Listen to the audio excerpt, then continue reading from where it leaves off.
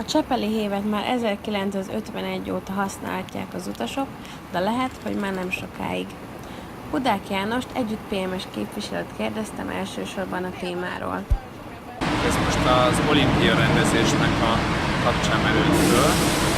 Ugye Budapest megpályázta a 2024-es olimpia rendezésének a jogát, és mivel az egyik fő területe ennek a tervezett olimpiának odaesik a Rákóczi-híd déli oldalához, ezért egyrészt útban lenne maga a hídnek a vonala, másrésztről elavult és felújításra szorul egyébként is, és jött valakinek az az ötlete, hogy akkor mint hévet megszüntetik ezt a vonalat, és egy villamossá alakítás lenne szerintük a megoldás. Tehát így az olimpia kapcsán merült fel az átalakításnak a terve. Az olimpia szempontjából azért fontos ez, mert a jelenlegi állapotában 2024-ben nyilván nem lenne túl sem esztétikus, sem modern, hogyha ezek a hévek közlekednének, viszont ahhoz, hogy ehhez hozzányúljanak, ahhoz igencsak nagy beruházás kellene, ráadásul van egy hosszú távú terv, ami ilyen észak-déli regionális gyorsvasút, illetve metróvá fejlesztést céloz meg.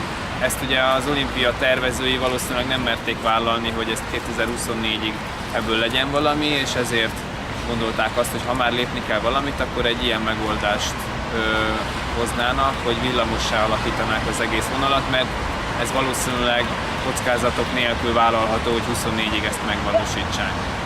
Amikor mi elolvastuk az ezzel kapcsolatos terveket, akkor már eleve saját szakértőink is kétségbe vonták, hogy ez egy okos gondolat lenne. Ráadásul ugye nagyon sok cikk jelent meg a témában, más szakértők, a VEKE, a Metróért Egyesület és mások is közzétettek ezzel kapcsolatban írásokat, hogy ez nem egy megvalósítható, illetve megvalósítható, de nem egy jó megoldás, ez egy fél megoldás.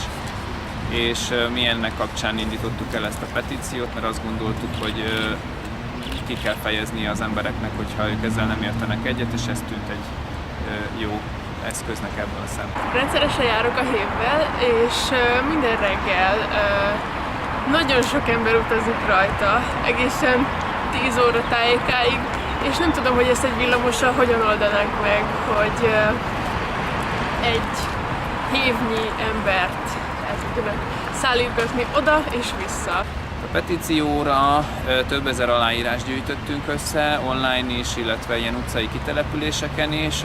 Amikor kint voltunk vele, akkor nagyon nagy támogatása volt ennek, és nagyon sokan írták alá. Ezzel a folyamatos nyomásgyakorlással azért egy-két olyan mondatot sikerült kitényszeríteni belőle, amiket bár nehezen értelmezhető, hogy ő azt mondja, hogy a villamossá alakítás és az észak-déli regionális gyorsvasúttávfejlesztés is párhuzamosan tud működni, de ő gyakorlatilag azt mondta, hogy ez a koncepció ez nincsen veszélyben, egyelőre tervezési fázisban vannak a dolgok, úgyhogy itt most azt gondoltuk, hogy nincs értelme tovább folytatni, sokkal inkább szakmai oldalról kell megközelíteni a dolgot, hogy tisztán lássunk. Szerintem őrültségnek tartom a megszüntetését. Nem jó találmány. Én azt láttam, hogy nagyon-nagyon sok ember volt felháborodva. Nyilván ennek van egy ilyen nosztalgikus eleme is, tehát sokan már évtizedek óta hévvel járnak, és akkor azt gondolják, hogy ezt nem vehetik el tőlünk. Itt ugye ketté kell választani a dolgokat, mert ugye nem arról van szó, hogy most akkor mi is, hogy évtizedes járművekkel akarunk járni, hanem azt szeretnénk, hogy olyan megoldás szülessen, ami hosszú távon is megállja a helyét. Nekem tulajdonképpen teljesen mindegy. Addig biztos nem lesz komoly változás, amíg az olimpiáról nem születik döntés, ugye, hogy kinek ítélik oda. Ez valamikor 2017. szeptemberében történik meg, tehát addig biztos, hogy csak tervezési előkészületi szakaszok lesznek. Ki tudja, meddig járhatunk még a hévvel, de 2017-ig biztosan, amíg el nem dől az olimpiai helyszíne.